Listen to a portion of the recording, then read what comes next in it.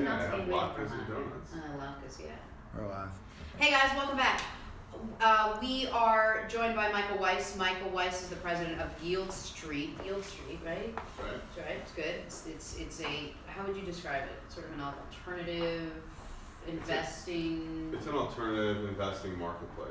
Okay. So it allows on the one side of the marketplace proven asset managers or lenders. Yeah. Who loan to some really cool assets that we could get into. And on the other side of the marketplace, it allows investors of all sizes to get access to these types of deals that historically were only for hedge funds or institutions or super wealthy people. We've been able to utilize technology and data to automate the investing process. So now you don't have to put $1 million or $2 million into a deal. You can do anything from $5,000 and up. So you're kind of like the Messiah, basically, is what you are. We're trying to Financial help Messiah. people. That's what's happening here. We're trying to help people make some money. That's good. Yeah. I'm just going to let you know, I would like to make some money. So Sure. you might be a good person to come to. Were you, is this always you? Were you always a financial guy? Were you running around with the little fake cash registers as a kid? My kid's playing with one now, so I'm wondering if she's going to go into finances because she's got the Emoze. So I think I always had a little bit of an entrepreneurial and business spirit. Funny you say that as a kid. The first time I really got suspended was in 8th grade. Spend money. Suspended. Oh, suspended. Suspended from school. Love it. I want to hear every detail. Don't So anything. I thought that the administration was kind of unfair. So in our middle school, we had these really old, horrible lockers. And Where'd you grow up? I grew up on the South Shore of Long Island in Lawrence. All right. And we went to the school, and they had these terrible lockers, and the school decided that they were getting these new, really cool lockers. And I remember them like it was yesterday. They were floor to ceiling. They were blue. They were like really cool. The locks actually work. Yeah. So they come in and they say that, hey, it's like $200 per family for the lockers. You got to go to your parents, and if you want the new locker, you got to get $200. So here's where it gets tricky. If you have younger siblings in the school, then it's in your family, and your siblings get to use your locker. So being in a Jewish school, plenty of people have like 5 or 6 younger brothers, and I didn't have any younger siblings that were in this school. So we're halfway into 8th grade, and I'm thinking, I got to get $200 for 6 months. Immediately. And they have $200 for 5 years or 10 years. So I came up with this idea to go into the real estate business. And I went to my parents, and 2 friends went to their parents, and we asked our parents if we could have 2 lockers a kid. And they said, why? And we said, well, we'll go to the place called Variety Connection, which is like the local kind of store that had all the odds and ends. Yeah. And we got those locker dividers. Okay. And we rented out space, and we split them in 4, and we let the kids who couldn't get $200 for their parents pay us $60. No. I swear. Oh, and we used to put snacks on the bottom, and if you were part of the thing. So we ended up buying 2 apiece, so we got like 6 lockers. We had like 15 kids or 12 kids in it. And we got suspended because the school said that we took away from the revenue of the school. So the principal thought it was the funniest thing in the world, and happened to he love like that half-heartedly suspended you. See, he didn't want it. Like the guy above him made him do it. Funny story is my daughter is 4 and just started going to real school, and he's the principal of this school Stop that my daughter's it. going to. Oh, get out of here. So it was really nice to kind of get back in touch with him. So that was my first real entrepreneurial. You were suspended, but your dad was kind of probably a little so proud of you. Yeah, of course. Are you kidding? They talked about it in your bar mitzvah. Years later. That's awesome. Oh, that's great. Yeah. Congratulations on your suspension. Thank you. That's wonderful. And therein lies the beginning of what turned into the Michael Weiss world of finance. It's true. It's true. So shortly after college, or actually before college, I would say I got it from my dad. My dad was always a very hardworking guy. He was originally from Austria-Vienna. His parents were survivors of the Holocaust. So he had this immigrant mentality, which very often has like a good hustle. Sure. And when I finished school and I wanted to go to college, I really had this desire to get working. And being that my parents were immigrants, they weren't the best advisors as to where to go to college or whatnot. Oh boy. So I asked some of my local friends where you're going, and they said, well, we're going to Turo College, it's near home, etc. And I found a job in the real estate business that was 6 blocks from school. Okay. School was 6 to 10 at night, so I would go to the office at 7:38, leave at 5:45, go 5 blocks down, go to school. And so I did school while doing this real estate job. I loved it, but coming into 2008, the world was falling apart, and I found that we were spending so much time working on these opportunities, ultimately waiting for the banks to come in with the cash. So you couldn't control your own destiny. Yeah. And right in the beginning of 2009, I got the opportunity to join a hedge fund that had about $1 billion under management, and they said you can start out as coffee boy, but if it works, you can do well. And the benefit is that we have all this cash. If you find good opportunities, we can write the checks and create your own destiny. So I love that idea. I got into it. Were hedge funds big at the time? I mean, was this? It wasn't as big as 2008. 2000. I mean, they were at the top, right before the crash. So it was like the coolest thing in the world to be at a hedge fund. Now it'd probably be the coolest thing to be at like a tech company, like Google. We were actually thinking a live video show. Yeah. Right. Would be the coolest place. I guess that would be pretty cool. Yeah. This probably used to be done with a bunch of big cameras and stuff. Now it's some iPhones. It's really cool. And I got involved. It was really interesting. What I looked to do was to make loans or investments in companies or businesses or people or banks for one reason or another couldn't. So for example, this wasn't your idea. This was your own idea. When you were at the hedge fund, you thought this could be a great idea. And at the hedge fund, they did a lot of the specialty lending, and they said like, hey, these are the different things that we do, and anything that you could do the same or figure out something that would fit our general investment thesis, we'd be interested in. So one of the really cool things that's easy to understand is during the last NBA lockout or the NFL lockout, we provided the largest book of loans to players. So what happened was you have a lot of these players who are either new or haven't built up their capital yet or aren't as financially savvy yet. They need money. And they need some cash in advance of their contract. But they have a very low credit score or whatnot. So you could have a player with a $5 million contract, he needs a couple $100,000. The bank just can't give it to him because they have the red tape. They see the credit score, they're like, we're sorry, we can't do it. What we realized is if we can just follow the money, we don't really have risk. The team is paying the player. So if we can figure out how to get the money into an account where the player can't touch it until we get paid, then our risk is really the team not paying the player.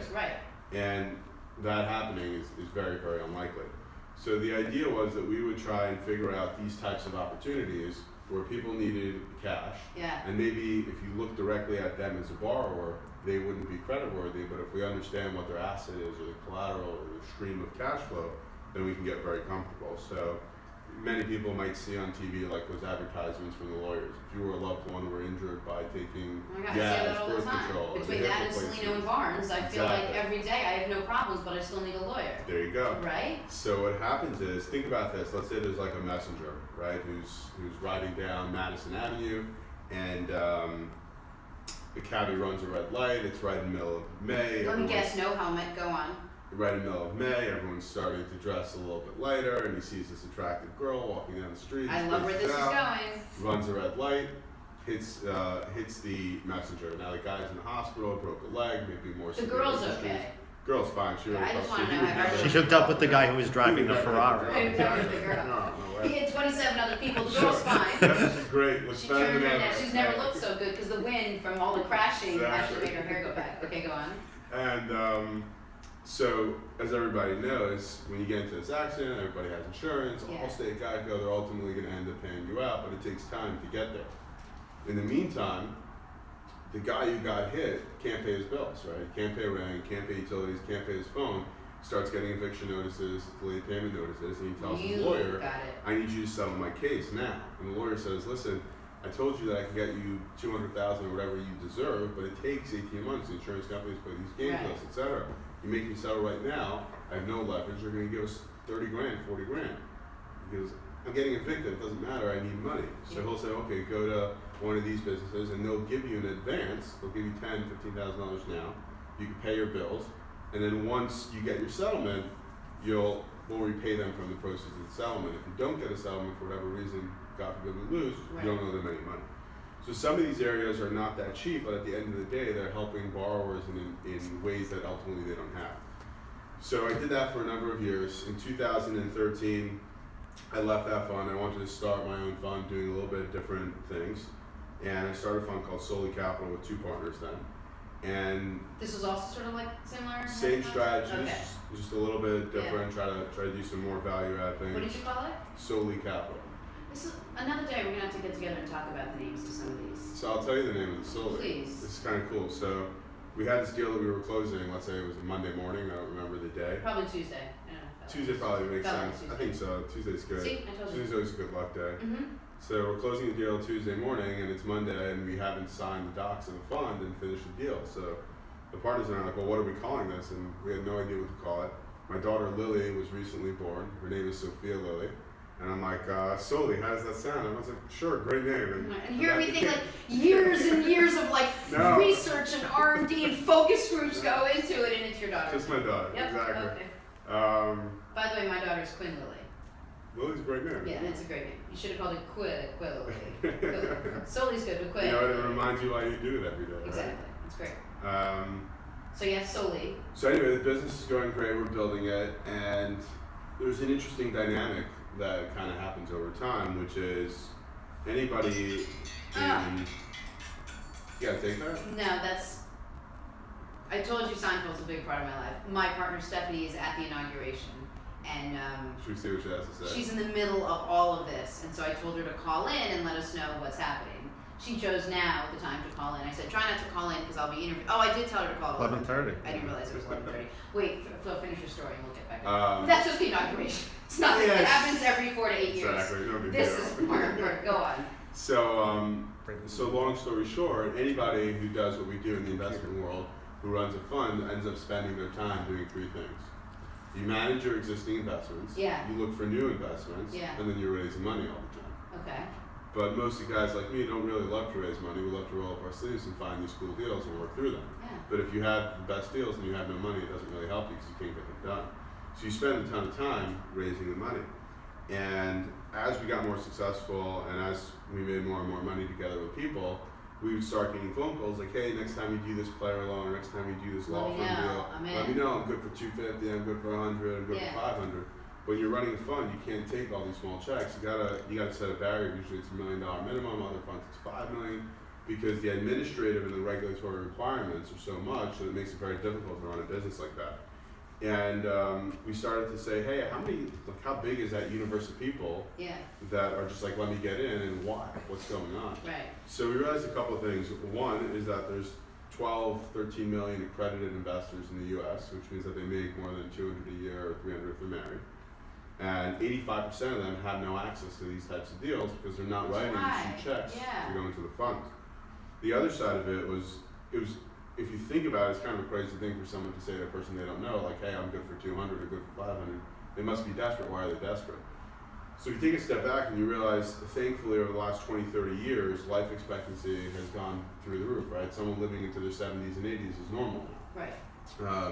We're in an environment where the stock market's crazy volatile, it's swinging up and down. We see it on the news all the time. And nobody understands how to properly invest there.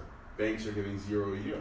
So if you want to create financial independence for yourself and you want to be able to support your lifestyle and your kids, send them to college and do all these great things. I want to do all those things. Where are you getting, how are you making this money? You know, back 15, 20 years ago, interest rates were high, you put them in the savings account, into bonds, you put them in the market, and you would make good money. Today, we don't have that luxury. The markets aren't there, people aren't comfortable, and these hedge funds are making a lot of money, but nobody can get access to them. Gotcha. So we realized that there's this universe of, call it 10 million people who have money, who are looking to invest, who want to invest, but they're getting shut out from these funds. And they don't want to invest $1 million, they want to invest 5,000, 10,000, what they have Whatever at works the for time. them, right? Or if they want to invest in money, they want to split it across 10 deals. Right. And a lot of people also don't want to invest in a fund because it's a blind pool. You just give the guy your money and you hope that he does well, as opposed to know each deal that he's doing. So I partnered up with my partner now. His name is Melinda here. And Melinda's a really interesting guy. You'd probably love to talk to him too. He was a former co-founder at Yodel. If you remember, that was a company that was helping small businesses all around the country do marketing. Okay, so of course I thought it was like the Ring Ding's cousin. I'm like, it was fantastic. Exactly, that's where they got dark chocolate, and then there's white stuff. They couldn't figure out how to stop eating Yodels, and they went with that name. One of the best names of all time. So Melinda has, they recently sold their company last year to Web.com for like $350 million or so. They did phenomenal over years. And as he was getting more successful, he was that guy who couldn't find a place to put money. Yeah. But Melinda has an incredible expertise in marketing and technology and data and operations and building teams like he did at Yodel. And we came up with the idea that if technology was at a place where it could support a fully automated platform, where instead of going through weeks of documents and all this stuff, you could literally go online, see all the information, have full transparency, click, and you're invested. We could take the money out of your account, we can make distributions, it's easy to use, it's easy to understand, it's consumable. Then it wouldn't matter to us if you put in $5 million or $5,000, so why shouldn't we let everybody be a part of it? Right. And so we spent about 7 months thinking about the idea, talking to lawyers, seeing like, are we even allowed to do this yet? Yeah. And how do the laws affect you and whatnot? Ultimately, we started YieldStreet, and the goal of YieldStreet is to create financial independence for everybody by giving them access to these proven managers, not just our product, just we find managers all around the country who specialize in real estate loans and professional athlete loans and law firm loans and all these different areas. And now individual investors and anyone else, family offices, insurance companies, whoever, can go in and close deals seamlessly and have full transparency. All right, so we have YieldStreet. So we're going to take a break because I have 1,000 questions about why you called it YieldStreet. I'm really big on the names, like that Seinfeld episode, Mullen Springs. Like, why would they call it Mullen Springs? And I also want to get into a couple of my favorite tweets of yours, which made me smile a little bit. We have far more in common than you think. And then we'll get into just what YieldStreet is and how people can get involved if they want to. Does that sound good? That sounds great. Awesome. Well, Darren had been talking about Moland. Yeah. What's that? Darren had been talking about Moland. Oh, really? Yeah. And he has some questions in the audience. We're going to ask some questions and we'll be back with Stephanie, I guess. Yeah, let's see if she's still there. All right. You ever have you have two people in a relationship, so we're live Steph. still. Right, so if Steph calls me, and there are tractor trailers in the back of her, she's walking down whatever it is, 10th Avenue or 40